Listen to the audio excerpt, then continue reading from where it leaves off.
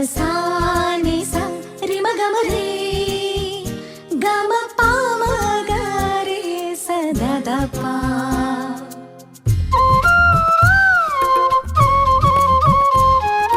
புல்வெளி பெய்யும் சாரலை போல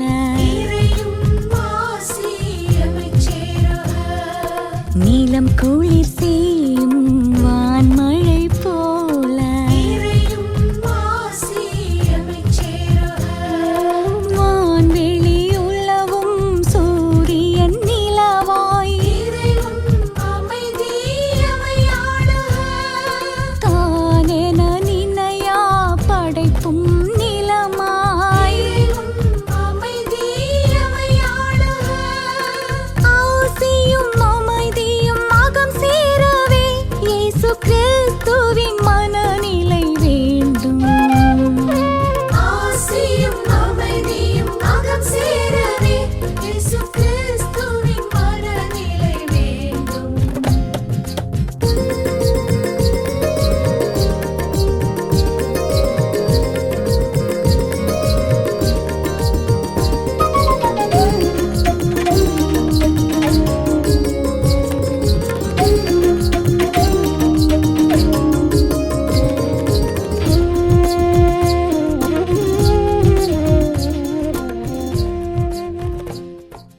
தந்தை மகன் தூயாவியாரின் பெயராலே ஆமென். ஆண்டவரே இயேசு கிறிஸ்துவுக்குள் வாழ்கின்ற அருமையான மரியாவிஷன் நண்பர்களை ஆர்வீர் பெற்றோர்களை அனைவருக்கும் அன்பார்ந்த வணக்கங்களையும் வாழ்த்துக்களையும் கூறி இன்றைய ஆண்டவருடைய பாடுகளின் குருத்து ஞாயிறு இறைவார்த்தை சிந்தனைக்கு வரவேற்பதிலே மகிழ்ச்சி அடைகின்ற ஆண்டவர் இயேசுடைய பாடுகளின் ஞாயிறு என்று நாம் சொல்லுகின்றோம். குருத்தோலை ஞாயிறு என்று நாம் சொல்லுகின்றோம். இந்த நாளிலே நமக்கு கொடுக்கப்பட்டிருக்கின்ற இறைவார்த்தை மத்தேயு நற்செய்தியிலிருந்து 26வது பிரிவிலிருந்து 14 முதல் கடைசி வரை இருக்கின்றது. பெரிய நீண்ட நெடிய இறைவார்த்தையாக இருக்கிறது. எனவே உங்களுக்கு ஒரு பகுதியை மட்டும் உங்களுக்கு வாசிக்கின்றேன். நற்செய்தியிலிருந்து மத்தேயு நற்செய்தி 26வது பிரிவிலிருந்து உங்களுக்கு வாசிக்கின்றேன். 17வது வசனத்திலிருந்து உங்களுக்கு ஒரு சில வரிகளை வாசிக்கின்றேன். புளிப்பற்ற அப்ப விழாவின் முதல் நாளில் சீடர்கள் இயேசுவை அணுகி, நீர் பாஸ்கா விருந்துண்ண நாங்கள் எங்கே ஏற்பாடு செய்ய வேண்டும் என விரும்புகிறீர் என்று கேட்டார்கள். இயேசு அவர்களிடம், நீங்கள் புறப்பட்டு நகருக்குள் சென்று இன்னாரிடம் போய், என் நேரம் நெருங்கி வந்து விட்டது, என் சீடர்களோடு வீட்டில் பாஸ்கா கொண்டாட போகிறேன் என போதகர் கூறுகிறார் என சொல்லுங்கள் என்றார். இயேசு தங்களுக்கு பணித்தபடி சீடர்கள் செயல்பட்டு பாஸ்கா விருந்திற்கு ஏற்பாடு செய்தார்கள். கிறிஸ்து வழங்கும் நற்செய்தி. கிறிஸ்துவை உமக்கு புகழ். ஆண்டவர் இயேசு கிறிஸ்துவுக்குள் அருமையான என் சகோதர சகோதரிகளே, அனைவருக்கும் அன்பார்ந்த வணக்கங்களை வாழ்த்துக்களையும் தெரிவித்துக் கொள்கிறேன். பாஸ்கா விழாவை கொண்டாடுவதற்காக ஆண்டவர் இயேசு என்ன செய்கின்றார்? ஏற்பாடு செய்கின்றார், தயார் செய்கின்றார், அதற்காக திட்டம் போடுகின்றார். பாஸ்கா விழாவை கொண்டாட வேண்டும் என்று சொன்னால் அதற்கு முன்னதாக அவருக்கு இறப்பு வர வேண்டும் என்று சொன்னால் அவர் பெரிய பாடுகளை, கொடிய பாடுகளை, சிலுவை பாதையை அவர் கடந்து செல்ல வேண்டி இருக்கிறார். அதுக்கு முன்னதாக அவர் காட்டி கொடுக்கப்பட வேண்டும். அதற்கு முன்னதாக கடைசி இரவு உணவை அருந்த வேண்டும். இரவு உணவை அருந்துவதற்கு முன்னதாக எருசலேமுக்கு அவர் செல்ல வேண்டும். அதுதான் மிக மிக முக்கியமான ஒன்று. எருசலேமுக்கு செல்லுகின்ற அந்த நிகழ்ச்சியை தான் குருத்து ஞாயிறு என்று நாம் சொல்லுகிறோம். காரணம், வழியில ஒலிவ கிளைகளை எல்லாம் விரித்தவர்களாக தாவீதின் மகனுக்கு ஓசானா என்று பாடிக்கொண்டு மக்கள் செல்லுகிறார்கள். இன்றைய செய்தியினுடைய மைய சிந்தனையாக நாம் எடுத்திருக்கக்கூடியது பாடுகளில் நிலைத்திருப்போம், மக்கள் பணியை ஆற்றிட துணிவோம். பாடுகளில் நிலைத்திருப்போம், மக்கள் பணியை ஆற்றுவதற்கான அழைத்தலை ஏற்றுக்கொள்வோம். பாடுகளில் நிலைத்திருப்போம் என்பதுதான் இன்றைய மைய சிந்தனையாக இருக்கிறது. பாடுகளில் ஏன் நிலைத்திருக்க வேண்டும் என்று சொல்லக்கூடிய ஒரு சிந்தனையானது கொஞ்சம் வித்தியாசமான ஒன்றாக இருக்கும். மகிழ்ச்சியில் நிலைத்திருப்போம் என்று சொன்னால், ஆனந்தத்தில் நிலைத்திருப்போம் என்று சொன்னால், வெற்றியில் களைத்திருப்போம் என்று சொன்னால், வெற்றியில் திளைத்திருப்போம் என்று சொன்னால், நிறைவில் திளைத்திருப்போம் என்று சொன்னால் மிகவும் பொருத்தமான ஒன்றாக இருக்கும். ஆனால் பாடுகளில் எவ்வாறு நிலைத்திருத்தல், நிலையாக இருத்தல், தொடர்ச்சியாக பாடுகளையே பட்டு கொண்டிருக்க வேண்டுமா என்பதுதான் நம்முடைய சிந்தனையினுடைய ஒரு கேள்வியாக தொக்கி நிற்பதை பார்க்கின்றோம். பாடுகளில் நாம் நிலைத்திருக்க வேண்டும். ஆண்டவர் இயேசுவுடைய பாடுகள் என்று சொல்லக்கூடியது அவருடைய பிறப்பிலிருந்தே வந்த ஒரு நிகழ்ச்சியாக இருக்கிறது. அவருடைய பிறப்பிலிருந்தே வந்த நிகழ்ச்சி என்று சொல்லக்கூடியது இறைவனுடைய திட்டத்தில் இணைந்து இருக்கக்கூடிய ஒன்றாக இருக்கிறது. அதைத்தான் எஸ்ஐயா இறைவாக்கினர் அருமையாக இந்த நாளிலே சொல்லுகின்றார். 50வது பிரிவு 4-7 வரைக்கும் சொல்லுகின்றார். என்ன சொல்லுகின்றார்? நான்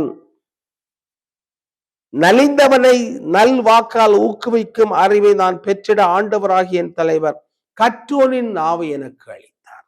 நலிந்திருக்கக்கூடியவர்கள், உளம் சோர்ந்திருக்கக்கூடியவர்கள், மனம் உடைந்திருக்கக்கூடியவர்கள், அறியாமையிலே இருக்கக்கூடியவர்கள், தெரியாமையில் இருக்கக்கூடியவர்கள், புரியாமையில் இருக்கக்கூடியவர்களுக்கு நாம் கற்றுக் கொடுக்க வேண்டும். தொடர்ச்சியாக கற்றுக் கொடுப்பது என்பது பல வேளைகளில் சலிப்பை கொண்டு வரக்கூடிய ஒன்றாக இருக்கும். நமக்கே சோர்வை கொடுக்கக்கூடிய ஒன்றாக இருக்கும். நமக்கே தோல்வியை கொடுக்கக்கூடிய ஒன்றாக இருக்கும். நமக்கே துன்பத்தை கொடுக்கக்கூடியதாக இருக்கும். அந்த துன்பத்திலிருந்து ஓடிவிடலாமோ என்று தோன்றும். அந்த பாடுகளிலிருந்து நாம் எதற்காக தொடர்ச்சியாக இருக்க வேண்டும் என்று சொல்லுகின்ற கேள்வி ஏற்படும். ஆனால் ஆண்டவர் சொல்லுகிறார், தொடர்ச்சியாக கற்றுக் கொடுப்பவன் தொடர்ச்சியாக கற்றுக் கொடுக்க வேண்டும். அதில் முற்றுப்புள்ளி இல்லை என்பதைத்தான் தெளிவாக சுட்டு காட்டுகின்றார். எனவே கற்றோனின் நாவை எனக்கு அளித்துள்ளார். காலைதோறும் அவர் என்னை தட்டி எழுப்புகிறார். கடவுளுடைய செயல்பாடு என்று சொல்லக்கூடியது எவ்வளவு அருமையாக இருக்கிறது என்று நாம் சிந்தித்து கற்போர் கேட்பது போல் நானும் செவி கொடுக்க செய்கிறார். ஆண்டவராகிய என் தலைவரின் செவியை திறந்துள்ளார், நான் கிளர்ந்து இழவில்லை என்று எஸ்ஐயா இறைவாக்கினர் வழியாக ஆண்டவர் சொல்கிறார். இரண்டாவதாக தூய பவுல் பிலிப்பியருக்கு எழுதிய திருமுகத்துல இயேசு என்று சொல்லக்கூடியவருடைய ஆன்மீகத்தினுடைய அசைக்க முடியாத ஒரு பிரின்சிபிள் பாலிசி என்னவென்று சொன்னால் தற்கையளித்தல் என்பது ஆகும். தன்னை முழுமையாக கையளித்தல் என்பது ஆகும். அதிலே தான் இந்த பாடுகளில் நிலைத்திருப்போம் என்பதனுடைய இறையியல் அடங்கி இருக்கிறார். கடவுள் தன்மையில் விளங்கிய அவர் அதை விழாமல் பிடித்து கொண்டிருக்காமல் மனிதனுடைய தன்மையை எடுத்து கொண்டு வருகின்றார். மனிதனுடைய தன்மை எடுத்தாலே நம்முடைய முன்னாள் பிரதமர், பாரத பிரதமர் VP சிங் சொல்லுவது போன்று மனித தன்மை எடுத்தாலே, ஒரு கடவுள் மனிதனுடைய தன்மை எடுத்தால் இந்த மனித சமூகத்தில் இருக்கின்ற அனைத்து துன்பங்களையும் அந்த கடவுள் அனுபவித்து ஆக வேண்டும் என்பதுதான்.